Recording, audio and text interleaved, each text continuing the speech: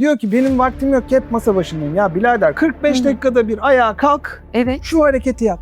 Neyi yanlış yapan çöker ve yaşlanır. En başında şeker var. Bak Canan Hoca yıllarca bunu bize söyledi. İnsana atılmış en büyük kazık rafine şekerdir diyebiliyor muyuz? Hem de nasıl bir kazık Kitapta en büyük yalanlar var. var. Başında acaba yaşlanma mı geliyor? Ve bunlara müdahale edildiği zaman yaşlanmanın yavaşladığını, hatta geri döndüğünü gördük. Protein ve sağlıklı yağlardan zengin besleneceksin. Basit şekerleri, rafine şekerleri hayatından sıfırlayacaksın. Bak azaltmıyorsun. Sıfırlıyorsun. Onun yerine bitkileri yiyeceksin. Depresyonla bağırsak bozukluğu arasında gerçekten ilinti var mı? Hem de nasıl ilinti var. Ya ne anlatmışlar bize, oysa ki gerçek neymiş dediği ne var? Hastane mucize gibi bir şey zannediyor insanlar. Asıl bu öğretilmeliydi bize. Hastalanmamaya bakın. DNA'larını kırmak için UV veririz hücrelere. Düşün işte o UV sana ne yapıyor? deneyi Doğru görüyoruz güneşlenme DNA'yı. ne o zaman hocam? 15 dakika, en fazla yarım saat. Efendim merhabalar. Onunla o kadar uzun zamandır tanışıyoruz ama hiç yayın yapamamıştık. Niye böyle oldu anlamıyorum. Yeni kitabıyla beraber bu yayını artık yapalım dedik. Profesör Doktor Kaan Yılancıoğlu. Kaan hocam hoş geldiniz. Hoş bulduk. Hatta ben seninle takipleşmeye, böyle birbirimizi bilmeye başladığımız zaman ben yardımcı doçenttim. Profesör oldu. Sonra profesör o kadar yıl geçti. Profesörlüğünüzde hayırlı uğurlu olsun. Sağ ol, çok teşekkür Yakıştı ederim. size profesörlük. Çok teşekkür ederim. Mükemmel bir kitap. Elimde tutuyorum. Niye biliyor musunuz? Bakın iyice. Longevity ile her yaşta kalıcı gençlik, yaşlanmaya meydan oku. Hay kitaptan çıkan mükemmel bir kitap. Bazı kitaplar biliyorsunuz hep aynı şeyi söylüyorum ama okunup kenara konulacak kitaplar değildir. Yanınızda, yörenizde, başucunuzda olsun. Dara düştüğünüzde açıyorsunuz. Uygun reçeteyi buluyorsunuz. Doğru söyledim mi? Kesinlikle doğru söyledin. Aynen bu yüzden aslında yazılmış bir kitap. Hiç alışılageldik bir şekilde de yazmadım. Hatta editörler de dediler ki, şaşırdılar. Benden bir kitap bekliyorlar. Şimdi ben onlara böyle bir kitap verince, hocam inanılmaz okuması rahat, nasıl bir çok güzel. Nasıl bir şey yaptın bunu dediler. Hiç kafa karıştırmadan yapmanız gerekenleri tek tek madde madde açıklıyor. Hadi başlayalım. Çok öz, evet. Longevity evet son günlerin en popüler konularından biri. Ama öğrendikçe esasında ne kadar önemli bir şey olduğunu anlıyoruz. En büyük yalanların, kitapta en büyük yalanlar var. Başında acaba yaşlanma mı geliyor?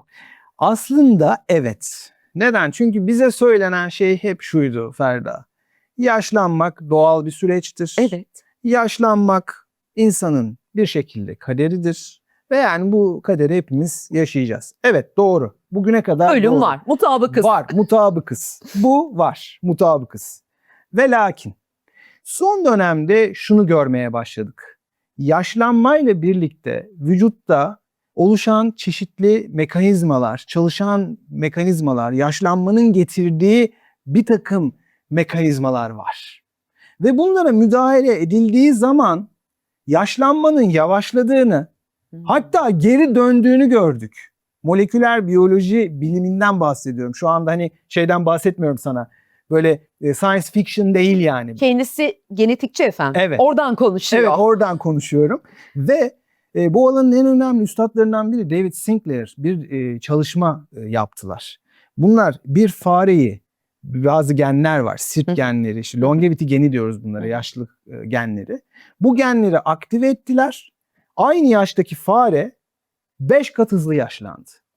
Ve aynı geni tekrar eskisine çevirdiler, eski haline döndürdüler ve tekrar fare gençleşti, tüyleri falan siyahlaştı.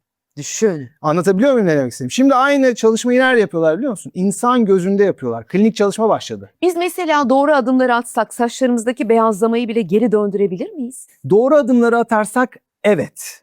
Ama bir kademe daha elimizi yükseltmek gerekiyor. Nedir biliyor musun? Moleküler biyolojinin gelişmesiyle genetik bazı şeyler de başlayacak artık. Bir takım böyle müdahaleler yapacağız. Çünkü epigenetik dediğimiz şey aslında çevresel faktör diyorsun ya, bunlar genetiğinde bir şeyler biriktiriyor. Ne biriktiriyor? Genlerinin üzerinde belli metil grubu denilen kimyasal değişiklikler yapıyor. Bu kimyasal değişiklikler de yaşla birlikte birikiyor. O birikim artınca genlerin çalışması bozuluyor. Bazı genler daha aktif çalışırken bazıları artık çalışamıyor. Hı hı. Mesela gençlikte çalışan genler çalışamıyor, işte melanositlerin melanin üretmesi. Yani saçlarının beyazlaması, kök hücrelerinin fonksiyonlarını yavaş yavaş kaybetmesi. Onların da yaşlanması. Ve diğer hücrelerinin de tabii ki aynı şekilde yaşlanması. İşte bunları da dönüştürebildiğimiz zaman, o zaman bir bakıyorsun ki yaşlanmada geri dönmeye başlıyor. Yani burada aslında şey konuşmuyoruz. Hani şimdi longevity diyoruz. Ya işte longevity ya bu işte sağlıklı yaşam falan. Bunun iki kısmı Daha var. ötesi aslında. Daha ötesi doğru. bir şey bu. Doğru. Şu anda bilimsel olarak biz yaşlanmayı geri çevirmeye de çalışıyoruz. Aynı şekilde. Sağlıklı yaşamı anlatıyoruz doğru, ama şimdi dikkat edersen bütün her yerde ne anlatılıyor? İşte beslenme, egzersiz, bildiğimiz şeyler. Longevity daha derin bir şey. Yaşlanma da kocaman yalan mı? Evet, şu noktada gördüğümüz kadarıyla yaşlanmak zorunda değiliz. Ya bizim yaşlılık tanımımız şu. İşte 2 büklüm olmuş, kas iskelet sistemini kaybetmiş, Evet. çeşitli çoklu hastalıklardan müzdarip kadın ve erkekler geliyor bastona tutunarak yürüyen. Bu artık bitti mi? Bitiyor mu? Bitiyor. İşte bu artık bitiyor. Çünkü dediğim gibi şimdi sağlıklı yaşamla belli bir şekilde ne yapabiliyoruz? Yaşlanmayı yavaşlatabiliyoruz. Bizim derdimiz ne biliyor musun? Bilimsel olarak şu an çalıştığımız şey o. Yaşlılığı geri çevirmek. Eski fonksiyonlarını hücrelerin, dokuların kazandırmak. Çünkü yaşlanma hücrede başlıyor. Hücrenin genetiğinde, DNA'sında başlıyor. O DNA'da oluşan değişiklikleri geri döndürebilirsek, ki geri döndürmenin yolunu da biliyoruz, o zaman yaşlanmayı geri döndürebileceğimizi hipoteze ediyoruz. Hipotezimiz bu. Neyi yanlış yapan tüm bunlara, bu gelişmelere ve bildiklerimizi öğrendiklerimize rağmen neyi yanlış yapan çöker ve yaşlanır? Neyi yanlış yapan? Şunu bugün yazdım, çok da güzel. En başında şeker var. Bak, Canan Hoca yıllarca bunu bize söyledi. Biz de anlamadık. Dalga geçenler oldu falan, biliyorsun. Tabii. Ama şunu gördük ki bak, insan şeyine bak, bir gelişimine bak. 10 bin yıl önceki ilkel insan açlık için evrimleşmiş, tamam mı? Açlığa dayanıklı olsun diye mekanizmaları gelişmiş. Glukagon var, adrenalin var, kortizol var. Bunların hepsi ne yapıyor biliyor musun? Kan şekerini 70'in üstünde tutup beynini çalıştırıyor. Senin bayılmanı ve ölmeni engelliyor. Neden bu kadar hormon var? Bir sürü hormon var kan şekerini yükselten. Neden? Çünkü insan açlığa alışkın ve açlıkla mücadele etmesi gereken bir canlı. Tamam. Modern insan nasıl? Sürekli tıkınan. Sürekli buzdolabını açar, şekerin içinde affedersin yüzen bir modern insan var. Peki vücutta kaç tane şekeri düşüren hormon var biliyor musun? 1. İnsülin. Neden? Çünkü insanın öyle bir derdi yok ki. İnsanın şeker gibi bir derdi yok. Ama bizim modern çağda şeker gibi derdimiz var. En büyük yalanlardan bir tanesi de bu. Şekere ihtiyacımız olduğu. Yalana. Bu kadar şekere ihtiyacımız yok. Kan şekerimizi zaten basit değil, kompleks karbonhidratlardan da karşılayabiliyoruz işte. Nohuttan, fasulyeden, mercimekten, bitkilerden. Yani bizim yediklerimizin içerisinde hiç şeker yokmuş gibi bize rafine şeker dayatması yapılıyor. Kesinlikle. Doğru mu? Aynen böyle oluyor. Sanki biz şeker hiç tüketmiyoruz. Bir hücrenin bir kompozisyonu vardır. Belirli bir miktarı karbonhidrattır, belirli bir miktarı yağdır, belirli bir miktarı proteindir, belirli bir miktarı da nükleik asitlerdir. DNA'sıdır yani, RNA'sıdır. Ama bu her hücrenin içinde karbonhidrat da vardır. %30'dur, %40'tır. Neyse, hücreye göre değişir. Ama senin yediğin bitkinin içinde zaten karbonhidrat var. O zaten şekere dönüşecek, seni zaten doyuracak. O kadar şekere de zaten ihtiyacın yok. O zaman modern zamanlarda insana atılmış en büyük kazık rafine şekerdir diyebiliyor muyuz? Hem de nasıl bir kazık. Hem de nasıl bir kazık. Bugün metabolik hastalıkların, bak hastalık şu an tanımı ne yaparsan, altında yatan en büyük faktörlerden bir tanesi bu rafine basit şekerlere doyurulmamız. Bunun içinde yüzüyor olmamız. Kitapta diyor ki gizli yaşlandırıcıdır diyor. Ne insülin direnci. Evet. Aynen öyle. Şimdi insülin direncini ne yaratıyor peki? Yine fazla şeker. Şimdi sen sürekli şeker kullanıyorsun. Vücudunda ne oluyor? Sürekli pikler oluyor. Şeker piki. Şeker yükseliyor. Şeker yükseliyor, şeker düşüyor. Şeker yükseliyor. Düşüren ne dedim? İnsülin. Bunu kim salgılayacak? Pankreas salgılayacak. Sürekli insülin pikler yapıp indikçe ne olacak? Artık hücreler buna karşı şeyini kaybetmeye başlıyor. Sensitivitesini. Artık Duyarlılığını. duyarlılığını yitiriyor. İnsülin duyarlılığı kaybolunca yavaş yavaş insülin direnci başlıyor. Glukoz duyarlılığı kayboluyor önce. Ve glukoz artık kanda yüksek seviyelerde dolaşmaya başlıyor. O da ne yapıyor biliyor musun? Enflamasyon, oksidatif stres. Bütün dokularını harap etmeye başlıyor o şeker. Ondan sonra sen de diyorsun ki ya ben işte yaşlanıyorum, kırışıklıklarım arttı, beyazım arttı, efendim işte midem rahatsızlandı, kaslarım ağrıyor, fibromiyalji oldum bu oldu. En büyük problem inflamasyon. Bu problemin en büyük nedeni de işte şekerin sürekli kanında yüksek kalması ve sonra da zaten insülin direnci ve zaten Nasıl önüne geçeceğim? İnsülin direncini yok etmek için ne yapmam doğru adımdır? proteinden zengin besleneceksin. Protein ve sağlıklı yağlardan zengin besleneceksin. Çok basit karbonhidratları, basit şekerleri, rafine şekerleri hayatından sıfırlayacaksın. Bak azaltmıyorsun, sıfırlıyorsun. Onun yerine ne yiyeceksin? Onun yerine bitkileri yiyeceksin. Kompleks karbonhidratlar alabilmek için işte yulafıydı. En fazla yulaf yiyebilirsin gibi düşün. Ki Canan Hoca ona bile hayır der. Yulafı atlar yer Hayır, diyor ya. ona bile. Hadi ona ben çünkü insanlar diyor ya hocam peki hiç mi bir şey? Hadi ya birazcık yulaf ye. O da biraz lifi yüksek şekeri diye. çok yüksek. Ya olmasa da olur ama çok yiyeceksen de bunu ye bari. Olmasa da olur. Ben yemiyorum açıkçası. Benim yediğim şey ne? Bitkiler yani kompleks karbonhidratlar. Neler bunlar işte dediğim gibi fasulye yiyorum, mercimek yiyorum, baklagiller yiyorum, bezelye yiyorum. Yani bu tarz sebzeler yiyorum ve bol bol protein. Sabah kalkacaksın protein, yağ. Öğlen yine protein, yağ. Çok az miktarda yine karbonhidrat. Ve akşamda bir sebze yemeği. Orada da karbonhidratını alacaksın. İnsanın başka bir şeye ihtiyacı Onu da yok. erken yiyeceksin. Tabii Mümkün onu da mertebe. 7'de bitireceksin. Neden? Çünkü 7'den sonra da melatonin artık salgılanacak. Kortizol düşecek. Dolayısıyla insülin duyarlılığın azalacak. Azalacak. İnsülin duyarlılığı azalır. Şekeri kesmek için 7 adım diyor. Hemen kitaptan bazı trikleri de verelim yahu. Kahvaltıdan çıkar, içeceklerden çıkar, sağlıklı barları çöpe at, meyve suyunu unut, tatlandırıcıyı azalt, protein artı yağla ye, açken alışveriş yapma. Bu kadar basittir. Bu kadar basit. Bu kadar basit. Biz o kadar büyütüyoruz ki her şeyi. Hani hatta şunu söylüyorum ben bazen, diyor ki bak masa başı çalışanlar saatlerce bilgisayarın başında, kan böyle dönmüyor, devir daim etmiyor. Diyorum ki ya spor yapın. Diyor ki benim vaktim yok, hep masa başındayım. Ya birader kalkarsın. Kalkıp gösterebilirsiniz ya. Hocam gösteriyor arkadaşlar, çekin. Bak şimdi bak kalk şu hareketi yap ya. Şu 10 tane şunu yap. Bir saniye ya. 10 tane. Arkadaşlar ben de kalkıyorum, hocayla yapacağım. Hadi yapalım beraber. Bak, inanılmaz basit bir şey mesela. Masa başında çalışıyorsun. 45 dakikada bir ayağa kalk. Evet. Şu hareketi yap.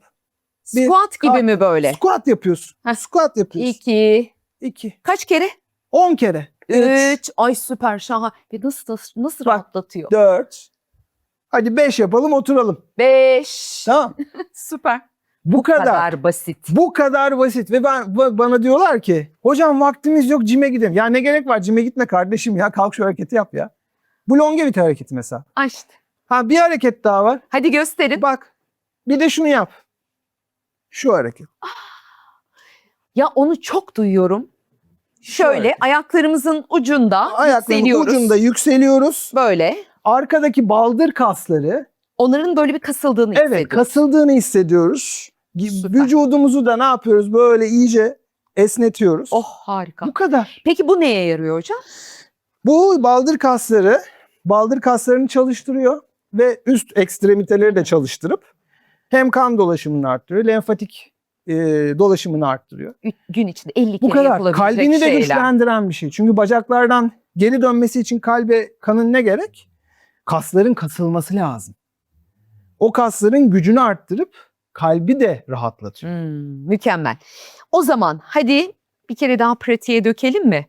Genç kalmak isteyen insanın ilk bilmesi gereken 5 şey, 5 gerçek. Şeker eşittir yaşlandırır. Uykusuzluk eşittir hücresel yıkımdır. Göbek eşittir metabolik alarmdır. Hareketsizlik eşittir erken çöküştür. Stres eşittir hormon sabotajıdır. Bunları düzeltsek zaten Bunları düzelttiğin zaman zaten yaşlanmanı yavaşlatıyorsun. Sadece şekeri kestiğin zaman yaşlanman zaten yavaşlıyor. Bak insanlara dikkat et. Çok fazla insan ben takip ediyorum. Hı. Özellikle iyi beslenen, Hı hı. iyi uyuyan, egzersiz yapan. Bana kimse şunu söyleyemez. Bu üçünü yapan herhangi bir insana bakın, yaşını göstermez o insan. 2 kere 2 4'tür. Bu kadar. Bir bakın o insanlara ne yapıyorlar. Örnek alalım ya kim ne yapıyorsa. Hocam şimdi bizim bütün hanım sohbetlerinde, arkadaş buluşmalarında hep geçen bir konumuz var. Tek bir şey konuşuyoruz biliyor musunuz? Bağırsak sağlığımız. Evet. Ve herkesin bağırsağı bozuk. Ne yapıyoruz biz? Nerede hata yapıyoruz? Ya işte yine şeker şeker diyor. Hoca da şekere taktı diyecekler.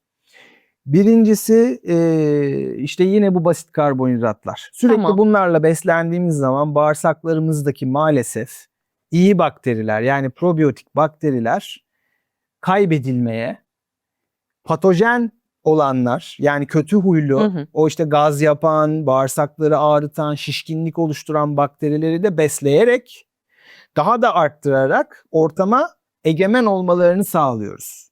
Yani bağırsak dengemizi bozuyoruz. Lif tüketmiyoruz. Mesela meyve. Haftada 1-2 mesela bir meyve yemiyoruz. Doğru düzgün sebzeyle beslenmiyoruz. Lif yok hayatımızda. Dolayısıyla bağırsak prebiyotik dediğimiz şey liflerde. Hı hı. Bağırsaktaki bakteriler onlarla Hı hı, beslenecekler. İyi huylu bakteriler. Onun dışında kullandığımız işte maalesef tarım ilaçları, pestisitler, onlar bünyemizde maruz kaldığımız toksinler yine bu bakterileri zarar veriyor. Hücrelerimizi zarar veriyor. Ve bu kötü bakteriler arttıkça işte bağırsaklardaki maalesef hücreler de zarar görüyor. Ondan sonra geçirgen bağırsak, disbiyozlar başlıyor, SIBO'lar başlıyor. Bağırsaktaki patojenler artıyor. Ondan sonra işte bağırsak sağlığı kaybediliyor. En kötüsü ne biliyor musun? Bağırsak %70 immün sistemin var ya bağışıklık sistemin. %70'i bağırsakların çevresinde. Neden? Çünkü orası kalenin duvarları. Sen ne yersen immün sistemin bundan etkileniyor. Ve ne oluyor? Alerjiler ortaya çıkıyor. Çünkü geçirgen olunca o yemeğin içindeki toksinler her şey dışarı çıkıyor. İmmün sistem Kana karışıyor. Tabii kana karışıyor. Bağışıklık sistemini uyarmaya başlıyor. Sonra alerjiler, efendim işte deri döküntüleri her şeyi yaşamaya başlıyoruz. Yani bağırsaklar var ya bildiğimizden çok çok çok daha hayatımızı, sağlığımızı etkiliyor. Geç öğrendik bunları öğrendik de geç öğrendik. Depresyonla bağırsak bozukluğu arasında gerçekten ilinti var mı? Hem de nasıl ilinti var. Yani bak şöyle düşün. Bağırsaklar aynı şekilde şimdi 2 tane sinir sistemi var. Evet. Bir tanesi periferik, bir tanesi santral. Yani beyin ve vücut bağırsakların çalışmasını sağlayan. Şimdi bağırsaklardaki o bakteriler bir takım iyi moleküller üretiyorlar. O iyi moleküller sinir sistemini direkt etkiliyor. Yani senin o moleküllerden eksik kalman bağırsaktaki o bakterinin yapması, o lifleri tüketecek, o liften bir şey üretecek. Onu vücudunun alması, o beynindeki hücrelere kadar gitmesi o metabolitlerin senin depresyona girmemeni yani serotonerjik sistemini çalıştırıyor. Ve ayrıca bağırsaklarda yani serotonin bağırsaklarda %90 vücudun serotonini bağırsaklarda üretiyor ama şu zannedilmesin. O direkt beyne gitmiyor. Ne oluyor? Vücuttaki diğer serotonerjik yolakları ona uygun yerleri destekliyor. Onu da kaybediyorsun.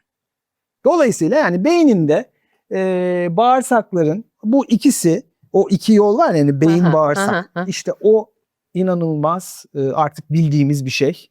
Bağırsağı kötü olanın psikolojisi de bozuluyor. Ve sistem çöküyor. Aslında bizim gerçek biyolojik yaşımız bağırsak yaşımızla mı ilintili? Kesinlikle. Kitapta öyle diyor çünkü. Aynen öyle. Bağırsakların, kardiyovasküler yaşın, bu 2 yaş var ya, bu senin gerçek yaşının yani biyolojik yaşının göstergesi. Ne kadar sağlıklı bağırsaklar var. 117 yaşında bir kadın var. Bunu Nature'da bir çok iyi bir dergi biliyorsun. Yayın yaptılar. 117 yaşında ne farklılığı var bu kadının diye. Kadında en çok dikkat çeken şey ne biliyor musun? Bağırsaklarındaki probiyotik bakteriler, bağırsak sağlığı gençlerdeki gibi. En önemli şeylerden bir tanesi Bunu bu. nasıl sağlıyor? Nasıl Bizden sağlıyor? farklı olarak. Diyetle sağlıyor. Diyetle sağlıyor. Bizim gibi Her şeyi yemiyor. Her şeyi yemiyor. Bizim gibi sürekli şekerle beslenmiyor. O kadar düzgün bir beslenmesi var ki. Yani Akdeniz diyeti uygulayan bir insan. Yani öyle alışmış. 117 yaşında zaten. Onun zamanında böyle kırık öyle efendim çikolatası, Atıştırmalıklar. bisküvisi, atıştırması, protein barı bilmem nesi yok. Saçma sapan light Yok. ürünler de yok. Görse bile onun yenecek bir şey olduğunu şey yapıyor. Hani filmlerde vardır ya, böyle yerli çocuğa götürürler, çikolata verirler. Çocuk böyle alır ağzına, böyle Yapar. bir hareket yapar. Gerçekten böyle. Doğru. Yani bünyenin almaması gereken yiyecekler bunlar. Bizim bulamamamız gereken şeyler bunlar. Doğru ama yiyoruz. Evet. 100 yaşını geçenlerin ortak bir özelliği varsa neler olabilir bunlar? Bağırsak sağlıkları, bağırsaklarında longevity bakterisi, yani bir uzun yaşam bakterileri dediğimiz bazı bakteriler var. Bunlar probiyotikler, özel probiyotikler. O bakterileri taşıyorlar, bir. İki, bazı genlerinde uzun yaşam geni bunlar. Sirt genleri gibi mesela birçok gen var, tanımlanmış longevity geni. Bu genlerinde uzun yaşama dair, yani sindirim sistemini, kardiyovasküler sistemini, sinir sistemini destekleyen bazı değişiklikler, varyasyonlar, mutasyonlar taşıyorlar. Bu da özel. Bunlar tabii genetik tarafı. Ve daha önemlisi, çevresel faktörler çok düzgün. İşte stres yanıtları çok düzgün. Strese dirençleri var. İki, sosyal çevreleri çok düzgün. Sosyal olarak aktifler. Hedefleri var. Japonlar gibi ikigai dedikleri hedefe yönelik yaşıyorlar. Beslenmeleri düzgün. Egzersiz yapıyorlar. Her yere yürüyerek gidiyorlar. Bizim gibi arabayla gitmiyorlar her yere. Tabii ki başka birçok faktör var ama en önemlileri bunlar. 100 yaşını geçenlerin ortak özel yaşamak isteyen bir baksın kitaba bence. Evet. Tabii canım, orada hepsi yazıyor zaten. Meslek hayatınıza ilk başladığınızda öğrendiğiniz, bildiğiniz durumlarla şimdi bu kadar zaman geçip profesör olan Kaan Yulancıoğlu, ya ne anlatmışlar bize, oysa ki gerçek neymiş dediği ne var? Evet, yani gerçekten yani bize yanlış anlatmışlar demek istemiyorum ama eksik anlatmışlar. Çok eksik anlatılmış. Yani o kadar eksik anlatılmış ki biz bir kere hastalanmadan hareket etmeye başlamamayı öğrenmişiz. Yani bizim için hastane, değil mi? Herkes için öyle. Hastane mucize gibi bir şey zannediyor insanlar. Yani hastaneye gidince hastalıklar iyileşiyor zannediyor. Bakın, yani o kadar enteresan bir şey ki hastalandıktan sonra maalesef yapılacaklar çok az. Sadece acınız dindirilebiliyor, ağrınız kesilebiliyor. Yani onu palyatif dedikleri işte bu. Yani şeye yönelik. Yani siz hastalanmamaya bakın. Evet. Asıl bu öğretilmeliydi bize. Hastalanmamaya bakın. Yani kanser olduktan sonra iş kolay değil. İşte bağırsaklar bozulduktan sonra geri dönüş kolay değil. Ne bileyim, sinir sistemi, işte beyin sisi, Alzheimer, bunları yakalandıktan sonra çok kolay değil iş. Diyabet olduktan sonra dönen sayısı %5, %10. Yani dönebilen, ilaçsız veyahut da ilaçlı %5, %10 ya. Dönemiyorsun. Yani öyle her şey. Ya bir şey bozduğun zaman biyolojik sistemler öyle şey gibi değil yani. Hani araba tamir eder gibi işte parçayı değiştir. Belki gelecekte olur ama bugün öyle değil. Dolayısıyla bize öğretilenler eksikti. Yani hastaneye muhtaç kalmadan. Hastaneye gidin, doktor her şeyi çözer. Hayır, yok öyle bir şey. Yok öyle bir şey. Ya zaten şimdi hani derler ya, keli ilacı olsa başına sürer. O zaman onlar ölmezdi zaten. Var mı? Bir tanıdığın var mı? Yok. Ölmeyen doktor, hastalanmayan doktor tanıyor musun? Niye yok? O zaman madem bu şey. Kimsenin elinde sihirli değnek Yok yoktu öyle bir ondan. şey. Yok. Ama senin elinde var. Var. Her insan kendi en iyi bir sistemini, sağlığını en iyi bilen herkes kendisinin en iyi doktorudur. Hastalanmamaya çalışacaksın. Vücut konuşuyor bizimle. Kesinlikle. Mesela sabah uyandığınızda bir böyle dinler misiniz kendinizi? Neyiniz var, neyiniz Kesinlikle. yok? Gün içinde dinlerim ben. Bütün gün dinlerim. Ne sizin için alarmdır? Benim için alarm, en önemlisi, bir anda gelen uyku çökmeleri, bir anda gelen anksiyete atakları, bir anda gelen ağrılar, başımda, işte vücudumda bir anda gelen daha önce hiç hissetmediğim ağrılar, ne bileyim nabzımın yükselmesi durup dururken yemekten sonra olabilir veyahut da bir şekilde. Mutlaka bunlar bir alarmdır. Vücudunuz her şeyin alarmını size verecek şekilde dizayn edilmiş bir şey. Yani vücudun o kadar akıllı bir şey ki insan müdahalesine ihtiyaç duymadan sana her şeyi anlatıyor. Ama sen hastanelik olduğunda hani bakıyoruz ya işte ona bakıyorlar tetkik falan. Tetkik yapılıp göründüğü zaman her şey için aslında çok geç. Bir şey göründüğü zaman tetkiklerle her şey için çok geç. Onu ama vücut sana yavaş yavaş o sinyalleri veriyor zaten. Yani diyabet olacağını zaten sen anlıyorsun. 40 yaşında zaten fark etmeye başlıyor vücudun. Bunun sana sinyallerini veriyor. Soğuk soğuk terletmeye başlıyor. Çabuk yorulmaya başlıyorsun. Uykusuzluk yaşamaya başlıyorsun. Birinin şu şikayetim var dediğinde sizi en çok korkutanlar. Valla ben ona hep kendimden örnek vererek gidiyorum. En çok eğer anlamsız yere hızlı kilo vermeye başladıysam ama bir anda dediğim gibi hiç hissetmediğim ağrılar hissetmeye başladıysam, iştahım yok yere kesildiyse ve bu dediğim gibi özellikle en önemlisi kondisyonum hızlı bir şekilde gerilediyse, mesela hiçbir şey yapmadığım halde merdiven çıkmam bozulduysa, kondisyonum gerilediyse, anksiyete yaşamaya başladıysam, anlamsız ama böyle hani duygu durum bozuklukları yaşamaya başladıysam bunlar benim için alarmdır. Biri de size bu şikayetlerle gelirse dersiniz ki dikkat. Kesinlikle biri böyle bir şikayet söylerse bana ben derim ki dikkat et yani. Gittim. O zaman işte git derim hekime. Git O zaman baksın sana derim yani neyin var neyin yok. Çünkü Kitaptan- altında bir şey olur. kesin. Kitaptan yola çıkarak yine bir reçete verelim mi? Olur tabii. İlk 7 günde yapılması gerekenler. İyileşmek isteyen birine ilk 7 günde bunları tavsiye ediyorsunuz. Şekeri kes. Saat 23'ten sonra ekranı kapat. Her gün 30 dakika tempolu yürü. Her gece 12-14 saat aç kalarak hücrelerini dinlendir. İlk iş sabah güneş gör. Öğlen ikinci sabah güneşini almayı unutma. Açıklamak ister misiniz? Kesinlikle. Şimdi burada insanlar şunu yanlış anlayabiliyorlar. Şimdi bir kere hastalandığımız zaman, bir kere sağlığımız bozulduğu zaman geri dönüşü yok değil. Vücut onarımla da, bakın Aziz Sancar biliyorsunuz çok Evet. kıymetli bilim insanı. DNA tamir mekanizmalarıyla Nobel almış bir insan. DNA'mız dahil vücudumuz kendisini onarabilecek bütün mekanizmalara sahip. O oksidasyon dediğimiz hasarlara karşı koyacak antioksidan sistemleri, bütün mekanizmalara sahibiz. Sadece bunlara zaman vermemiz lazım. Bunların zamanı ne zaman? Onarım ne zaman olur? Onarım gece uyurken olur Ferda. Gündüz savaş kaç modunda yaşarız? Çünkü gözümüz açık olmak zorunda, uyanık olmak zorundayız. Kortizol etkisinde yaşarız. Gece de melatonin etkisinde tamamen tamire yönelik çalışırız. O yüzden en önemlisi uyku. Uyku şart. 1. 2. Güneş diyorum mesela. Güneş çok önemli ama yani altında cayır cayır saatlerce yanmak değil. Onu da çünkü çok yanlış anlaşılıyor. İşte ya efendim işte güneş kanser yapmaz işte yok efendim falan böyle şeyler de görüyorum. Hayır, güneş kanser yapar. Ne yapar ama? Güneşin içindeki UV ışığı yapar. UV DNA'yı kırar. En iyi bildiğimiz şeylerden biri. Biz hücrelerin DNA'larını kırmak için UV veririz hücrelere. Düşün işte o UV sana ne yapıyor? Deney yapıyoruz bununla ve kırıyoruz. Yani kırıp Doğru görüyoruz güneşlenme DNA'yı. ne o zaman hocam? 15 dakika, en fazla yarım saat kolların, sırtın, işte bacakların, yüzün açık bir şekilde hani güneş kremi olmadan şöyle bir 12 Güneş yani banyosu. 11 arasında böyle bir güneş banyosu yapmak. Bu kadarı yeterli. Günlük bu kadar.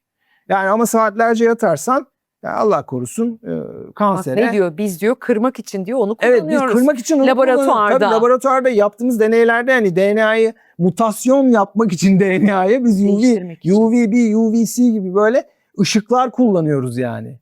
Çünkü dalga boyu maalesef o DNA'yı parçalıyor, kırıyor ve mutasyon yapıyor. Aynaya değil kana bak diyor. İkinci bölümde konuşacağız. Bu programın bir ikinci bölümü olacak çünkü sığdıramayız bir bölüme hocayla. Ama ben birinci bölümü şöyle genetikçi tarafınızla bir tamamlamak isterim. O insan yaratılışı, yazılımı, içimizdekiler, işte çocuğun meydana gelmesi, işte bağırsaklarımızın boyutu falan derken bir genetikçiyi En çok şaşırtan vücutla ilgili. Valla beni en çok şaşırtan şey bu mekanizmanın bu kadar sorunsuz bir şekilde yıllarca dayanması ve ama yaşla birlikte bu mekanizmaların yavaşlaması ile birlikte bizim yaşlanmaya başlamamız ve fonksiyonlarımızı kaybetmeye başlamamız. Yani gençken olmayacak, yani gençken böyle canavar gibi onaran, her şeyi çok iyi yapan vücut bir anda sanki böyle bir şey oluyor. Belirli bir yaştan sonra burada bir hücre saati diyoruz biz buna aslında. Telomerler var biliyorsun. Hücre saati var. Ya hücreler sanki şunu söylüyor. Ya tamam, artık zamanımız geldi, bu genleri susturalım. Artık yaşlanmaya başlayacak genleri aktive edelim ve yaşlanmaya başlayalım diyor sanki. Beni en çok bu şaşırtıyor. O yüzden de yaşlanma şu anda bilim insanları arasında hastalık olarak adlandırılıyor. Ya bak, şu anda biz buna hastalık diyoruz. O yüzden şimdi longevity herkes o yüzden yanlış anlıyor. Longevity anti-aging, Ölümsüzlük değil ölümsüzlük yani falan değil. düzgün yaşayıp sağlıklı bir şekilde Evet. emaneti teslim etmek bana Aynen, göre. Aynen öyle. Bizim için de bu. Ama bilimsel olarak bunlar da değil. Bilim insanları arasında longevity, yaşlanma bir hastalık olarak artık sınıflandırılıyor ve biz bu hastalığı nasıl çözeriz? Derdimiz şu anda bu.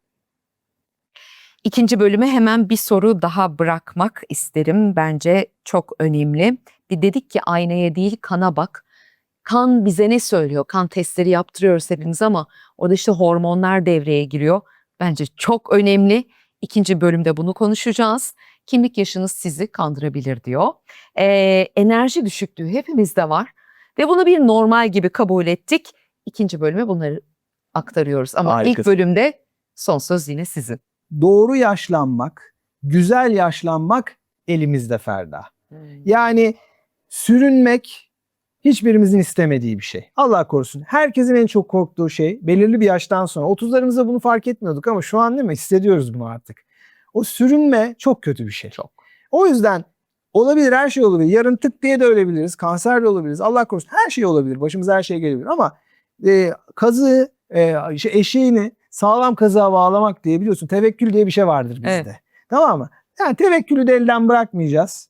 Biz sağlıklı yaşamaya çalışacağız. Olabildiğince yaşlanmamızı daha böyle yavaşlatarak, daha böyle sağlıklı kılmaya çalışacağız. 2 yaş çok önemli diyor insan hayatında. Keşke bilseydiniz. Ne zaman konuşacağız? İkinci bölümde.